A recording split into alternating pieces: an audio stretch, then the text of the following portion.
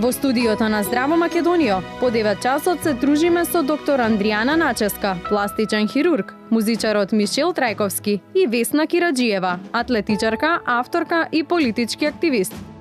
Останете со нас до 11 часот. Да, продолжуваме во нашето студио. Останете со нас до 11 часот и денеска имаме убави гости на една трпеза каде што ги спојуваме различните професии со кои што ќе позборуваме сето она кое што тие го работат секојдневно. Исти како во интерес на времето ќе позборуваме и она кое што секојдневно не засега сите. Во овој дел ќе ве дружиме, ќе бидеме ваши гостинки, односно ваши домакинки и секако домакинки на нашите гости, јас и колешката Александра, добро утро. Добро утро, Верчи, пред камерите и за тебе, за целата македонска јавност и верувам дека како и секој ден, така и денеска ќе го задржиме вашето внимание од 6:45 па се до 11 часот. Но како што е редот да ги најавиме уште еднаш нашите гости. Така е, видиш до мене е доктор Андријана, која што ја најавивме како Наческа, но тоа всушност е вашето момиско презиме, да не го заборавиме, да не го испуштиме важниот сегмент од вашиот живот, семејството, на сопругот. Вие сте всушност Ѓурѓевска, вие сте пластичен хирург и естетичар. Добро утро, добро дојдовте. Добро утро, Вера. Благодарам за поканата. И мило ми е што сум гостинка во утринската емисија на Канал 5 телевизија. Така, потоа ќе позборуваме малку подоцна околу сето она кое што е актуелно во вашата професија, бидејќи е новогодишните празници ни доаѓаат и сите овие празнични денови каде што особено ние жените сакаме да се разобавуваме, но не ги исклучува тука и мажите. Да. Така. Веднаш до вас е Мишел Трајковски, кој што е наш познат музичар и наш пријател на Канал 5 телевизија на утринска Здраво Македонија. Добро утро, Мишел. Добро утро. Драго му е што еве денеска повторно се дружиме. Изминатиот период, основно во оваа година, навистина имаше плодни соработки, многу убави работи споделивме. Дефинитивно, да, и ми е многу драго што ете ќе заокружиме годината со едно ваше, односно гостување кај вас во вашата емисија и ова ми е последно гостување за 2024 година и драго ми е што кај вас. Така е, па знаеш ние какви се сакаме да си имаме ексклузивитети, така да драго ни е што ова утро си со нас и што сепак овој период верувам дека ти е многу напорен, многу настапи, многу патувања, но што одвои време и што еве ќе си позборуваме ова утро. Со оглед на тоа дека до многу доцна работиме овој период и секојдневно имаме ангажмани, ете ми е драго што ипак порано е емисијата и продолжуваме после емисија со студио и вечерва повторно настани така се до 30. Младците имаш енергија, не те мислиме. И веднаш до вас е Весна Кираџиева, која што е атлетичарка, авторка. Малку имаш еден период кога ни беше дел од политичката сцена, но една дама која што ни е драго што ова утро е со нас. Добро утро. Добро утро и за вас и за гледачите на Канал 5 и Здраво Македонија. Така да, ќе позборуваме и со вас, имаме убави теми, особено кога станува, како што кажав, навистина сте доста активни во доста сегменти каде што ќе имаме што да кажеме, што да препорачаме во овие денови. Да, имаме така лепеза од настани и од активности кои што гледам од сите страни да ги фатам. Сакам да сум така активна и динамична и да си барам нови активности за да ми биде исполнето времето. Так. Дали еве се уште се наоѓа спортот како дел од вашето секојдневие? Како го започнувате утрото? Да, па утрото најчесто ми е вака или со кафе и многу лоша навика. Нормално телефонот да се провери денеска во денешно време, ама тоа ми е навика. Тука сите дознаваме што се случило, што сме пропуштиле додека сме спиеле. А инаку да, кафенце и потоа ми почнуваат сите други дневни активности во зависност дали работни обврски, дали тренинзи, се соред. Така, како одлучивте да споите едноставно спортот со политика, некако не оди? Повеќето тоа викат не мешајте спорт и политика и мислам дека тоа за мене е нешто што откако почнав да се занимавам со политика, повеќе да ја следам на некој начин, сфатив дека тоа е некој концепт кој што им одговара на едната страна, меѓутоа не ни одговара на нас спортистите, бидејќи кога сте изолирани, реално политиката и оние кои што се на власт, па и дури во опозиција ја имаат моќта да одлучуваат за се. вклучително и за спортот, во тоа колку ќе се вложува, колку ќе напредува спортот. Од тој аспект ние како спортисти претежно сме неуки и не знаеме каде да се бориме, каде да се истакне нашиот глас, и тоа е една од главните причини зашто се активирав и политички, бидејќи навистина зашто токму левица?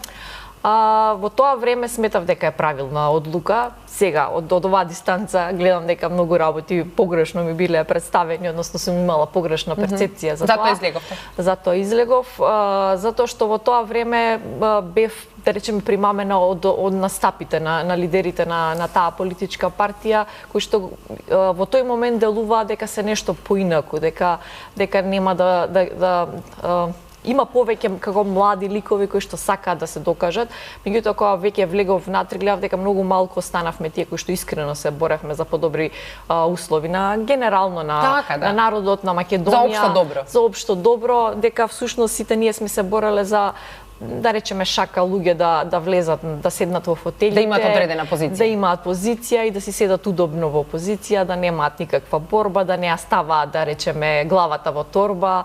И мене сето тоа не ми се допадна понатаму како се одвива работите. Гледам дека на повеќето веќе не им се допаѓа, дека има голем одлив на кадар, така што на која политичка партија сте симпатизер денеска? Па денеска еве гледам да видам актуелнава власт како ќе се докаже. До сега гледам дека исполнуваат некои ветувања, меѓутоа знам дека е оставен генерално хаос во државава. Сега не може да се правиме слепи дека претходнава власт не направи хаос, да речеме, страшно многу ме погоди промената на името. Тоа е уште една причина зашто се активирав политички, така што ајде оваа актуелна власт ќе им дадеме шанса барем да се стигне до некоја нула позиција, па да видиме од нула дали ќе тераат нагоре или во која насока ќе се движат. Дали повторно би биле дел од листа за кандидати на градоначалник? И доаѓаат избори след тоа? Да, доаѓаат избори, па не знам, во овој момент не верувам, тешко. Меѓутоа сакам да останам политички активна, бидејќи сметам дека е потребно, посебно млади, посебно жени, бидејќи повеќето така кога ќе се разочараме, особено жените, па почнува семеен живот, обврски, деца, сето тоа станува претежно, се уште сме нели патриархално општество и останува товарот во голема мера семејните обврски на жената, и затоа сакам да останам и политички активна за да бидам, ако може, на некој начин, може би пример за повеќе жени, за повеќе млади девојки да се активираат, да сватат дека можеме, дека не е тоа нешто што е предодредено само за машката популација, туку дека веќе почнуваат и жените да бидат политички активни.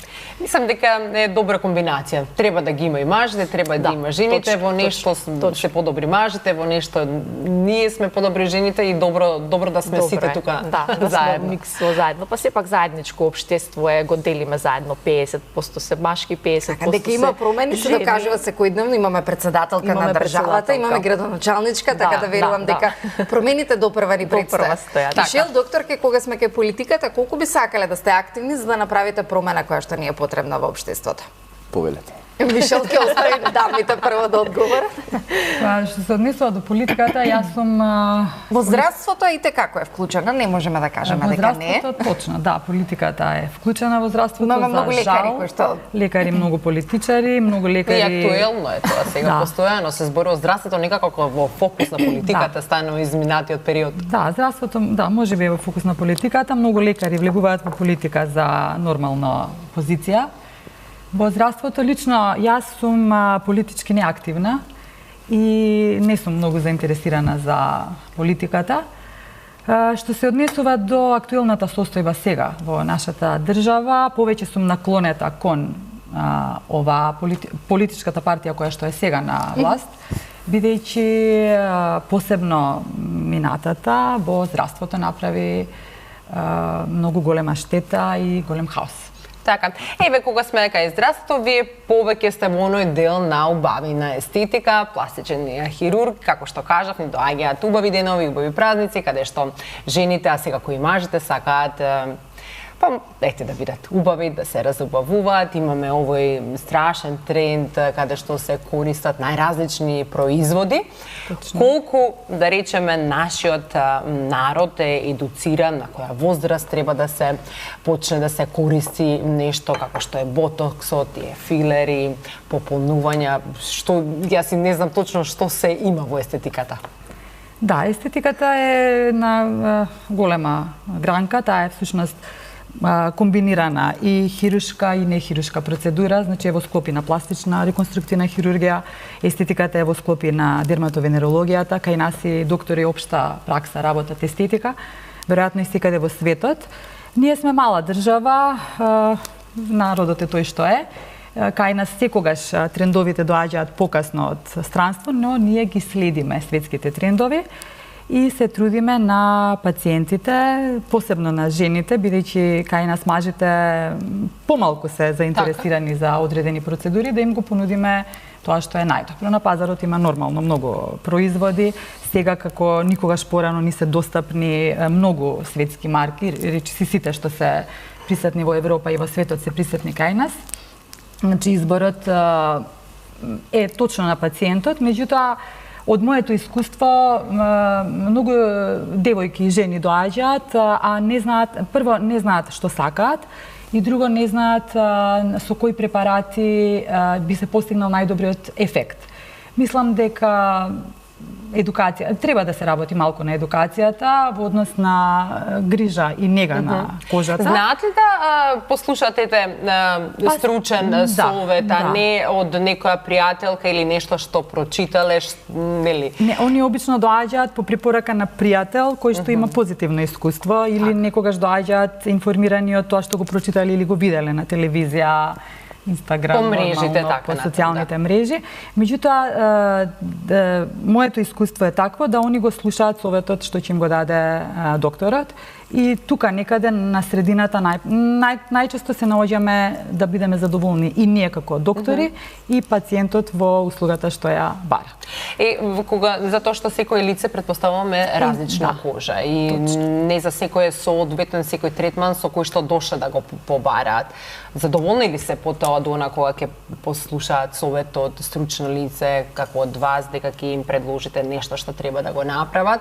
Може би се скептични во првиот момент, но крајниот резултат кога ќе го видат? Младите, особено младите, они доаѓаат и бараат резултат веднаш. Значи, они сакаат да излезат од ординација и тоа да биде видливо, да трае доживотно и ефектот да биде сега и одма. Да. Бомбастичен. Значи, таквите пациентки најчесто не се задоволни од третманот што би го понудиле, бидејќи кожата треба да се негува постојано. Значи, треба да се работи на кожата, таа мора да се стимулира, да се бустира, за да се спонтано почне самата да се обновува, а препаратите да го подпомогнат обновувањето. Значи, генерално, пациентите некаде на возраст од 45 до 55, па до 60 годишна возраст, кои што ќе се согласат на повеќе третмани, серија на третмани, секогаш е потребна серија на третмани за кожата да го достигне квалитетот кој што се очекува да го има, тие се задоволни.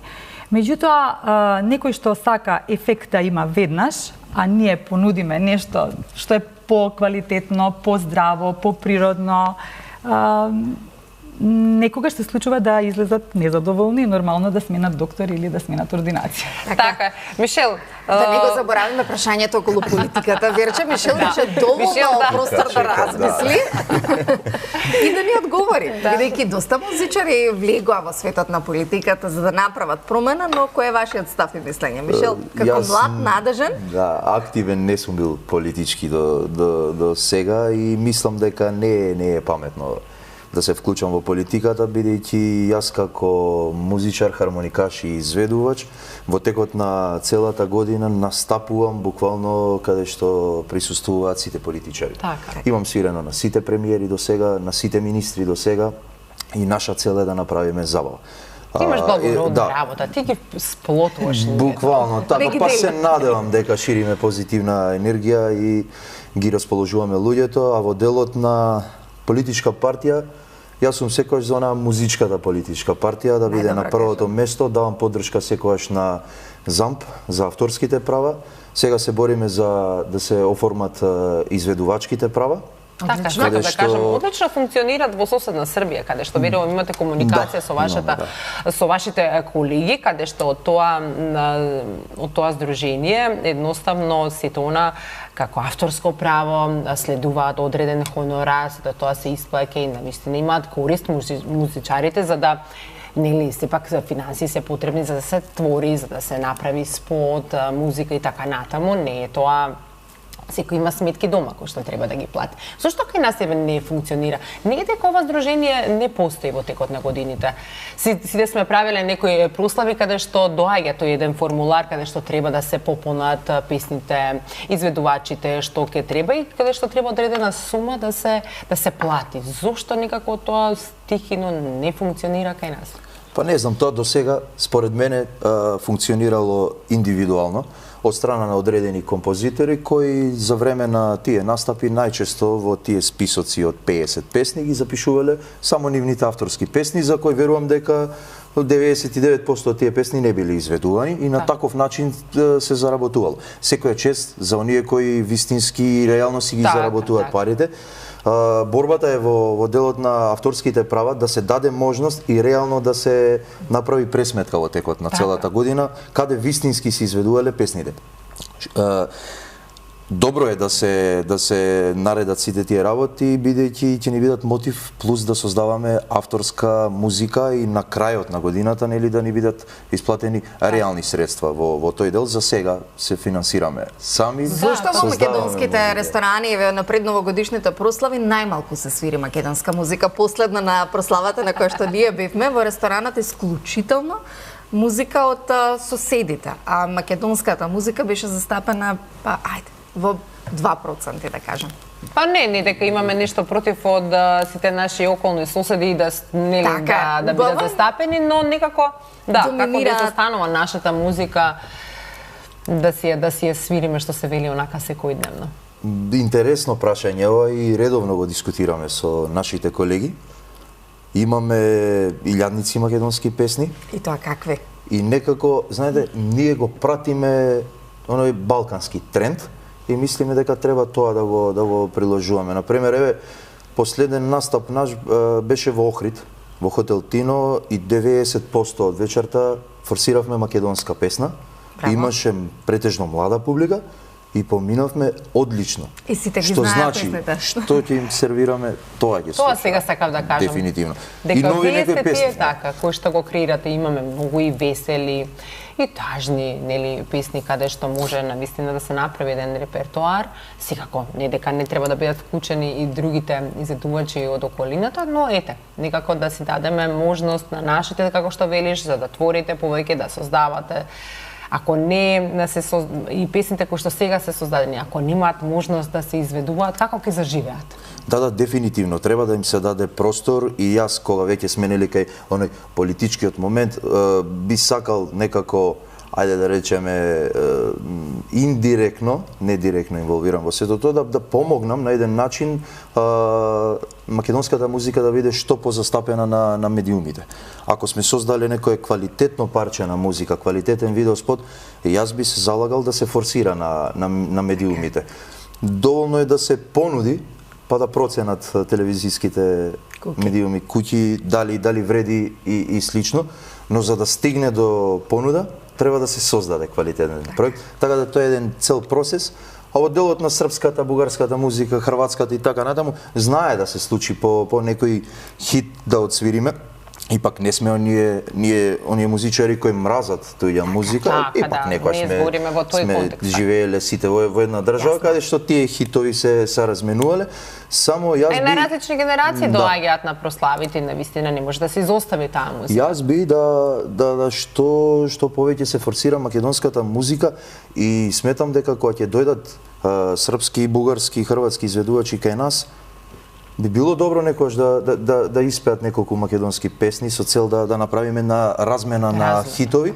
Идам редовно во Белград, сега сме повторно во Белград и кога ќе отидам во некоја градска кафеана на Скадарлија, они моментално знаат 3 или 4 македонски песни. Они не се свесни колку ние македонска музика имаме, Па колку богати песни. Меѓутоа, ако не се изведуваат, не може да заживеат. Да, нема допрено едноставно до нив. И мене ми е многу крај оби дека ќе искочи некој српски хит и веќе кај нас сите Македонија веќе се знае. Јаки платформи имаат и така натаму, но ние не треба се жалиме, треба само да работиме на тоа како ние да стигнеме до И повеќе да се промовирате. Повеќе да се промовира и треба да се направи стратегија. Тоа е знаете како и во секоја сфера, и во здравството и во спортот, мислам дека години сме тапкале во место. Така. И многу е тешко сега тоа во една година, во 2 години, во 5. Тоа е процес, треба да направиме еден план како ние од сега за 7-8 години да допреме.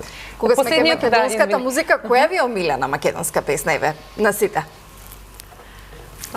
Тешко. Која што ве расположува во овој период од годината? Овој период. Чекај да ми текне некој. Размислете, докторке? Па јас сега во моментов баш не можам да се сетам, едно време многу ја слушав и многу ми се бендиса песната Моја Македонија, мислам, беше на Давид Емилков, одличен нов млад изведувач кој мислам дека целата нова платформа која што е Инстаграм, Твитер, буквално ечеше таа македонска песна, така да. Многу ми се свиѓа и многу ми се малку жаргонски, ми се допаѓаат песниве на ДНК. Да, тука и Мишел имаше способна соработка со Чаршија. Тој нашата Зера. Одличен видео запис и одлична песна. Да, тие вака македонски песни, од старите македонски песни, во моментов не можам да се сетам на некоја, не дека не ги слушам, меѓутоа не можам да Не, убаво си издвојам. кажавте, вака од поново, значи дека се следи сепак, не е така, убаво кажате. Треба и новите песни кои што се секако дека традицијата си ја знаеме.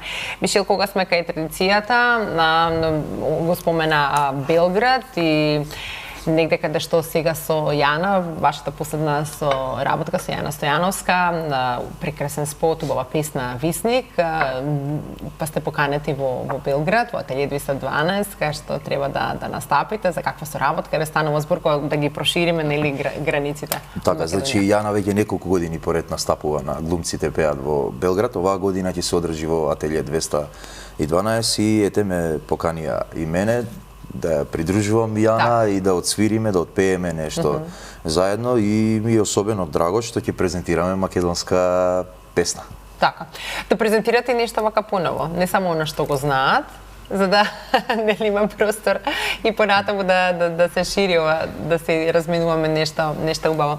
Кога сме кај спортот, она кое што е актуелно, дали се уште спортувате, имате време да најдете за спортот и дали никако спортот кога што еднаш каде дел од вашиот живот едноставно се провлекува и понатаму како животен стил. Да, дефинитивно е точно тоа. Некако станува не само како навика, дури и како зависност, која веќе посебно јас сум долги години, што дете од 12 годишна возраст сум со атлетиката и со спортот и сега ми е буквално дел од животот.